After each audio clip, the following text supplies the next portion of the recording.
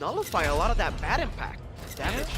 Well, I guess we'll find out. We once again repeat, this is the hero lineup from Orange Esports, and we're gonna see the hero lineup from RSG. Will this be the composition that Orange are looking for to be able to overcome their adversary? Or will RSG overcome the odds and secure a 2-0, bringing them one step closer to moving on in the upper brackets? We will now find out as we enter the Land of Dawn. Boom, bang, bada bing. Let's talk about the drafts. So, drafts here. Very aggressive from the side of Orange, but they can play it passively, right? We need to see from the side of Orange Esports, based on game number 1, diversify, right? They were kind of leaning towards those mid-game team fights. They didn't get it, so the mages just didn't have any time to get those items. Now, if we're looking at it, at this game, they have some late-game insurance with the Yves and the Moskov. That they have this solid early game as well to just collect that early advantage with the neutral objectives. The thing is, though, on the other side, it's completely the opposite, right? You have the Julian, you have the Ruby who wants to fight in the early stage. Esmeralda does well, but up against the Thamus, it's really going to be all coming down to the execution in that lane. So, again, this is a very good skill matchup based on the two teams for the early game. I think the Sicilian, even though Miracle, you didn't like it, I felt that this was RSGPH's late game insurance. In the previous game, that's kind of what they struggled with. I mean, no, they didn't struggle, but in the end, if they had let Orange Esports get to the late game, that would have been a problem.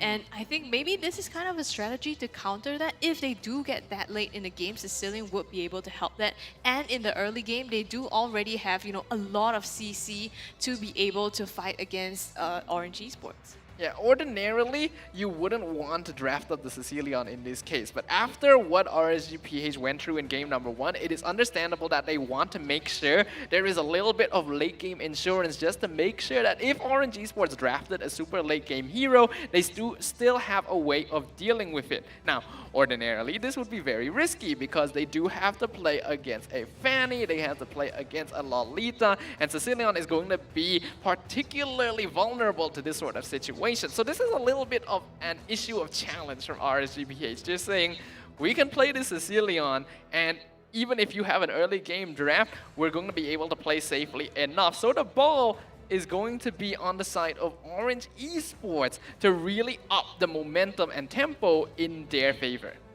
I'm really worried about the Sicilian because here, all right, it's just going to be tough either way, but he has Aqua, actually, he opted for the sprint instead of the flicker. Up against the Fanny, I can't understand why he did that, but also he's up against the Yves, up against someone like the Lolita as well.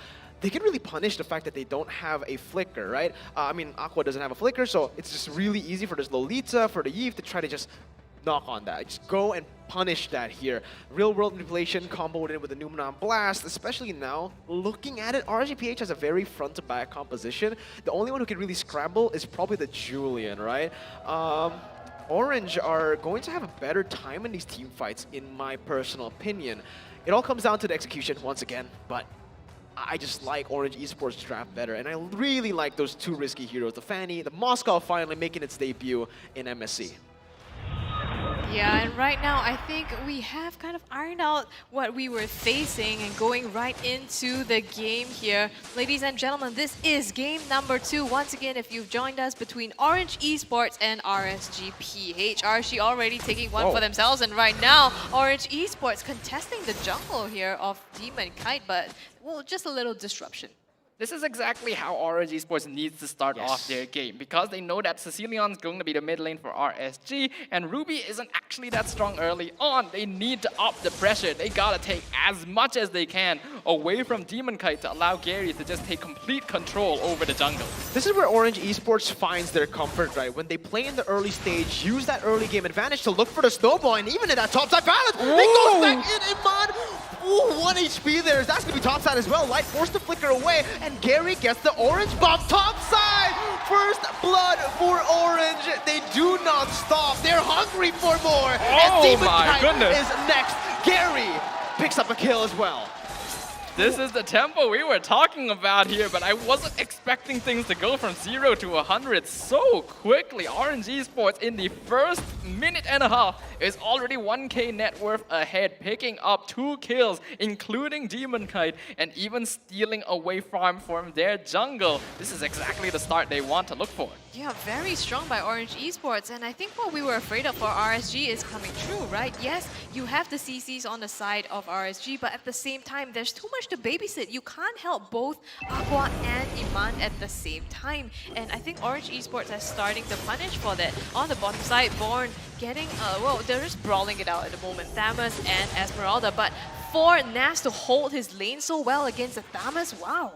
Very well played, honestly, by both teams, but Min, he's looking for a steal. Okay, doesn't get it there. Demon Kai with Retribution, a big resource spent. He goes in for the enhanced chain, knocks Min up, forces him to use that flicker, but a Numenon Blast looking for more. Gonna be cancelled by the Sanguine Claws. They have been hitting on this turtle, though, and it is going to be a free turtle unless Nat somehow steals it. Yep, Retribution not even necessary there, because again, Demon Kai was forced to use it on the purple buff. Min absolutely does not mind giving his life away there. Obviously, it'd be ideal if he survives, but giving time to get the turtle is ideal. And you can hear the passion here in the audience. They want to support their home ground deep. Oh, Vanny going too deep. Gary actually managing to make it out alive. Did he steal the buff right there? I think he did, right? It looks like he did there, but we're gonna talk about the emblems first here. As you can see, Gary, again, he went for the Demon Slayer emblem on the Fanny, so not what we're used to, right? We usually see that high and dry, him going a little bit more aggressive, and I feel like it would have actually helped him there, but bottom side, Thamus needs to be careful there. He's gonna get ganked by the Julian, and it's gonna be the kill for the side of RSG PH on the board. Yep, a good gank by RSG, but they're still looking for more here. Wow, the cutthroat puts out so much damage, but actually it's going to be Born that falls down in that fight. So 2-2 right now across the board. Orange Esports, they have a slight lead ahead of RSGPH. That's not ideal for the EXP lane because, as we already mentioned, the Thamus should be winning lane against Esmeralda. It's already quite difficult for Born to have to deal with Nats considering the style of EXP lane he likes to play. Add that onto the fact that Light is helping him out because they know that EXP lane is going to be very important for them. And you can tell this Thamus isn't going to have a fun time. Yeah, and if we take a look at the items here, honestly, you can already see the side of RGPH kind of struggling. Orange Esports getting that goalie in the early stage and just, yeah, I'm 2 levels ahead. You can see this. Gary, so aggressive, taking another one of Demon Kite's camps as Orange Esports look to collapse into that bottom side. Not sure if that's the right target here, but again, they already got that top side turret. They're just trying to convert onto more objectives, perhaps just control more of that gold, but I think right now it just gives the opportunity for RSGPH to come back and get better positioning onto the turtle. If you look on, oh, hold on a second, Light gonna look for that hook. Not quite enough though. We'll see what happens. Numenon Blast connects onto Light and immediately he's just melted down. Well, I feel a little bit of an overkill, you know, they had so many ultimates used there, but now they're gonna get the turtle away for free. Looks like RSGPH is not in any position to contest this, but they're looking for something down bottom. Valence in some trouble, knocks back, but the band speed comes out and manages to lay out the damage. It's too much for him to take, and Valence goes down. Gary tries to go in for a kill, but does not manage to get any. That's a slight mechanic error by Gary there. Valence, he was trying to sacrifice his life to set up 2 kills for the Fanny, but he missed out on those steel cables, and now RSGPH is looking for the counter engage. Yeah, Nats just jumping in. Again, Orange Esports, they back up. They know that right now they have the gold lead. They don't really need to look or follow through with RSG's engages. They play through it, go to the bottom side just to clear it, and Born as well. Very, very immaculate rotations here. He moved on from that top side to the mid lane just to put some more pressure onto RSGPH, using this lead really well. I think we have to remember as well that the reason why they actually swapped lanes a little bit earlier on is because they already managed to take down the entire tower up top for Orange Esports, and that was with the gold shield as well. I do believe most of that gold is going to be on Valence. So while Moskov not really a meta pick nowadays, this is a hero that becomes very scary once he's able to get his items. We can already see the damage dealt by Valence so far. Yeah, second on top of the charts now. And all because of that, early kill that he got onto Iman. And now it's going to see on the bottom lane. Nas in some trouble. 3 people sat down just to gank him, but even then, he's still alive.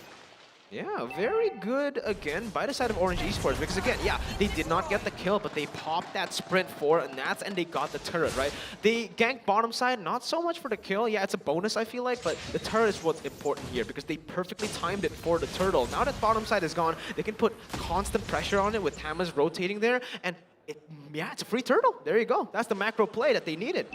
Exactly the macro play they needed, and now they're trying to look for it. Oh, that was excellent, but they're still going for it. Yeah, Valence going to get chunked down there by Light. Amazing. I'm offended as the Sidewick pause connects onto Man. Born looking for the play as Nas goes in for the back line. It is still Born in the midst of it all. They pick up the turtle. They lose one.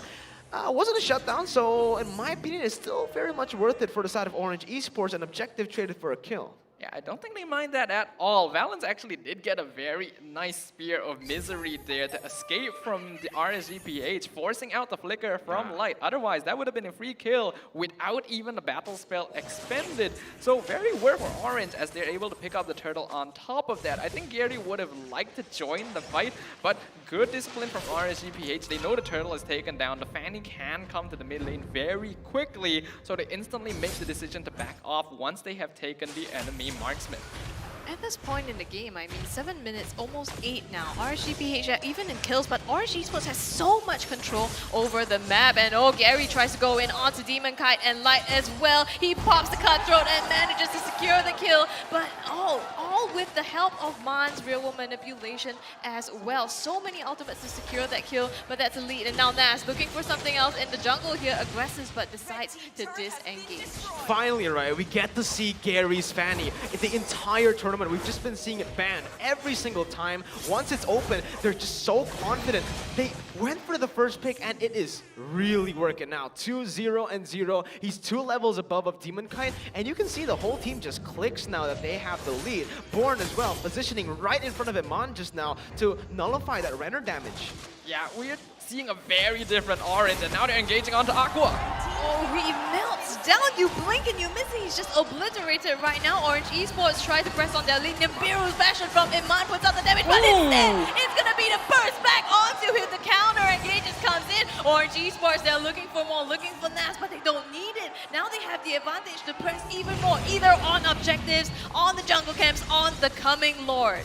We are seeing a completely different Orange Esports here. They are so confident just because of this one pick on Gary. He's been relegated to utility jungler for such a long time, and now he gets to spread his wings. RSGPH not in a good spot. 5k lead for Orange Esports. Definitely not a difference they can't make up, but slowly more and more objectives fall over to the blue side. Just look at how Valence is playing, right? He's playing so far ahead in front of everyone here, and he knows that he's not going to get punished here. Orange Esports, again, just pushing the pace constantly, not letting RSGPH breathe for a second. Bottom side is where the Lord is going to be spawning at, and Born already looking for another play here onto Nats, chunking him for a bit, looking for that mid lane turret that will not even be contested for the side of RSG. They give it up, and it's Valence punishing Nats. Whoa, way too aggressive there. He gets caught out. A killing spree for Man. They might look for the end. Yeah, now Orange Esports wants to go in on this. They have the minion wave. They've already taken multiple people out, and here comes the engage. Min knocked up here in the backline. Iman secures the kill way too deep there in the lines of RSGPH. And now the Lord, they still have it. Orange Esports have a second chance to contest and be able to siege onto these turrets. This is looking pretty good for Orange right now. The Lord is actually still alive as well. They want to look for that bottom inhibitor. Here comes Gary. Gary again. Oh, such precise cable management to secure the kill onto Iman, the MVP of game number 1. So you can see that they're starting to target the priority members of RSGPH. Very smart adaptations coming in from the hometown heroes, Orange Esports. I'm just so impressed here in this game. I already knew Gary would be able to do a lot more with this Fanny, but this is beyond my wildest expectations. You can see in terms of items, they are completing their builds very, very soon. Valence only needing one more. Gary just 2 away. In comparison, look at Eman, literally only a Blade of Despair. RSGPH, what is going on? To top that off, I mean, he has Haas's claws. How are you going to take down this Moskov? Like, in the later part of the game, yes, we talked about RSGPH having that late game insurance, but at this point, it doesn't even look like that's enough. And what makes it really difficult, right, for RSGPH is the fact that both of their carries are ranged heroes that really can just get nullified by Min. This Lolita pick is just so huge right now as they look for an engage here. Real world inflation gonna be popped as that's the damage coming throughout the backside. The real world inflation was just popped and used to zone away RGPH from that base turret, and it's so disciplined. This is Orange Esports. They get the snowball and they get it rolling. They use that mid-game advantage, convert it over to the late-game stage that we're about to enter. 30 seconds for the Enhanced Lord to spawn. Gary just picked up a Bloodlust Axe, and they're just in full control at this point. RSG Philippines, they need to bank on the Malaysian style, the Langgar style, looking for one team fight that can flip the entire game. But Orange, they're just gonna keep going. They want to find more kills. They are ahead. They are feeling this game. And RSGPH definitely looking on the back line, but there's an engage. Vance Feast already being pumped to do the damage, but Min is the one that goes down. They trade back. Orange Esports get 2. Oh, go for 3. How are they doing this? Somehow RSGPH managed to get all the burns that they need and take down Orange Esports. That was a perfect engage by RSGPH. A tree-man, I'm offended, into the enhanced chain. Wait, they're sneaking this. They're just sneaking this. They're just going for it. Right. On Valence. He doesn't have to inspire, but he's going ahead at RSG. Do they read this out? Oh no, Iman. He's not going to be able to read it perfectly. Valence! 200 IQ. He moves over to the bush. And my goodness, it just turns back to Orange Esports getting the favorable trade here. This is the debut of Moskov. He's even going for more here. Wow, but I think he's overextending there way too much there. Gets taken down. It's going to be, I think, Nats that secures the kill as well. Now Orange Esports is still not giving up. They're hanging around this objective. Calm down there, Valence. I know you're excited, but you still gotta make sure you don't give up too much. Here comes the Numan on blast. Yeah, Min with the no. Oh my god, Light just goes in for the I'm offended on the 3. No damage to follow it through though. Nat will be able to zone Man all the way under the turret. Born looking for more as Min is there to back him up. They go for the stun. That's him stunned up. Demon Kai looking for more. Sanguine Claws catches 2 and all on the back of Nats' play. Gary versus the world jumps in. He goes back in just to style. But they're losing their gold lead. It looks flashy, it looks cool, but it's not what they wanted. 3,000 gold lead from a 10,000 gold lead they had. That's just not ideal for Orange. We know that they like to fight, but you definitely need a little bit of that classic discipline right now, which is why a lot of these teams that are able to control their momentum, showing more enhanced discipline nowadays, are being able to win out games more comfortably. The Lord is now in their favor. Gary, he does need to contest this. Will he actually try to go for the steal? Well, he's definitely poised to do that, but it looks like he will just give it up completely. This is what RSGPH is. 10k behind and they still manage to get back into the game. Even though they're young, they're so disciplined team, but Valence gets the burst onto Aqua and he's immediately just taken off the map. They get a return kill here onto Valence, so they trade out 1-1, but the Lord is on RSGPH's side, so this is definitely gonna hurt Orange. You see, normally that wasn't supposed to be worth it for Valence, but the fact that they already have the Enhanced Lord makes it so much more worth it for Orange Esports now, because they will not be able to group up here. Real world inflation going to be popped. Light and Iman forced to back away. Nats canceling that out. And look at the top side. This is exactly what I mentioned. Without that clear, that wave clear, it's going to be tough. Demon Kite, though, running for the hills. Born in 1v4. Gary comes in. The Beer's Faction not going to be able to connect onto anyone. He gets stunned up. Light is going to fall, even with I'm offended. But that's going to be the immortality. Demon Kite looking for the enhanced chain. Gets one. Looking for one more. Born will lose his life. And Orange Esports overextend on a play. Oh, so close. Woo, that was close. RSGPH is running and calculated perfectly there. That is scary, but even more scary for Orange Esports as now their repeated attempts to take a fight against the scaled up RSG Philippines has resulted in them losing their entire net worth lead. That is now in favor of RSG. Valen still having the highest damage in the game, but what does it matter if he is risking his life for singular kills? That's not what he needs to do. He has so much damage, he could kill the entire team. He has to play around his teammates. And it's very, very questionable, right? I mean, they have Min on Lolita, they have Born on the Thamus as well. There really is no need for Valens to rush into the front line like that, even though he wants to secure a kill. And I think at that point, he was alone there. Yeah, absolutely. I really don't know if that was the best choice now. And when Orange Esports had such a dominating lead, they're now the ones on the back foot. They have to not give away more kills. Oh, Born is actually going to be able to soak up so much. Iman's going to get caught there, but he's still able to run away. Min looking for the flicker. Numenon Blast doesn't connect onto anyone. Very good disengage from RSGPH, but you guys need to look at the gold lead. 10,000 gold lead was where it's at for Orange, and now it's down. It's actually shifted over to the right side. RSGPH with a 2,000 gold lead now. Orange, these are the mistakes that they made in the group stage, in the playoffs as well against RSGSG, and now it's coming, it's showing again up against RSGPH. These are the mistakes that you just can't do against RSGPH. And now even Iman himself is scaling. He just got the Hasis clause as well, so he's going to have that sustainability in the team fights. Maybe not as quick as Vels, but they can definitely brawl it out there as long as Iman is careful with his positioning. And if we know him to be, that is going to be the case. So now both teams, full reset, going to look at how they can take this next objective. This is going to be a very important Lord for both sides because now we're in a situation where both teams are pretty even and the game can go either way. What's scary for Orange Esports is that pretty much every hero on the side of RSG Philippines is going to scale up to be a monster in that late game. In comparison, Gary and Born are going to start falling off pretty soon, and that is not a good timeline for Orange.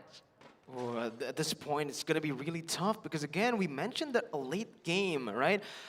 In my opinion, it is kind of equal, but the Sicilian stacks forever, right? That's what you have to be careful of. Sure, Lolita can nullify a lot of that damage while her shield is up. When it's down, when it's on cooldown, it's just going to be so much damage. Damage output is going to be so much for the side of RSGPH, and this is their specialty. When it comes to the late stage, the way they maneuver, Gary's caught, immortality, they're gone. It's the jungler of Orange Esports caught out. Min tries to save it, but look at the bottom side. Born is looking for the base here. It's going to be Min looking for the cancel out on the recalls. Iman going to be able to pop that immortality. Balance tries to buy some time, but Born will not be successful at taking that base down. Man trying to run away. That's going to be the render shot, not connecting. Aqua still trying to hit that bad impact. He gets the Sanguine Claw. Iman is there to shut him down. Born is the only one left standing, and it's going to be the 18th minute Lord evolved for RSGPH. This is devastating for Orange Esports. Their entire lead has been blown apart, and now RSG Philippines may be able to take the game-ending Lord away from them. They tried to distract them to buy time for Born, but Nat very wisely recognizing that that would be the attempt. That is the duel between the EXP laners as Demon Kite going to secure this evolved Luminous Lord. This is definitely not looking good for Orange Esports. I felt like in the previous team fight, yes, well, Born was trying to make a play there, but maybe they needed him in that team fight as well. So even though they set Nas up, they were at a point one man down. How can Orange Esports look to adjust their strategies here? What's most important now is that they keep Valens alive. This Moskov is going to be the primary target for RSG Philippines because they know that that is pretty much the only hero that will win the fight for Orange.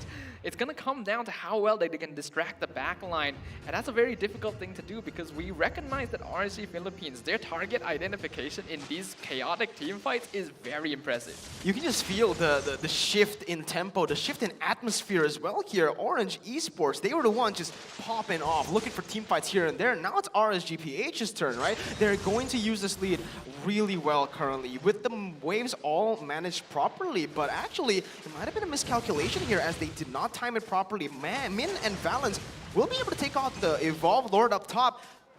Well, there you go. That's a good defense already. They're just going to be able to take one turret down. Maybe even not a single turret here. Born clears it out. Orange, they defend.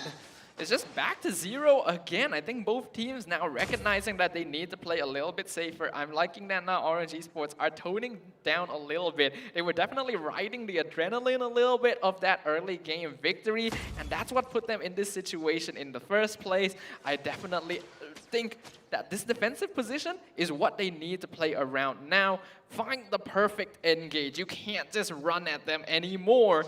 Valence needs to get those kills. They need to protect the Moskov. They need to make sure that RSG Philippines don't get that late game advantage. And here is where you can actually see an uncharacteristic, very uncharacteristic macro mistake from RSG, right? Usually when it comes to that Lord setup, they're just so good on it, but now it looks like they want to go for a fight once again here. Light looking for it and will be able, nope.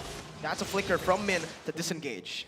Yeah, the Item Offender just misses the mark here, but I'm wondering, like, Orange Esports, yes, they have a very good teamfight composition, but it's also very dependent on how they set it up. They have the real-world manipulation, but the Numenon Blast has a long delay, and they really need to wait for that to be set up. On the other hand, RGPH, I think the Armor Offender is, and the Enhanced Chains, these are much, much more reliable CCs that can help them pull the trigger extremely fast as well. Has that been like a more determining factor of how RGPH has been taking these fights?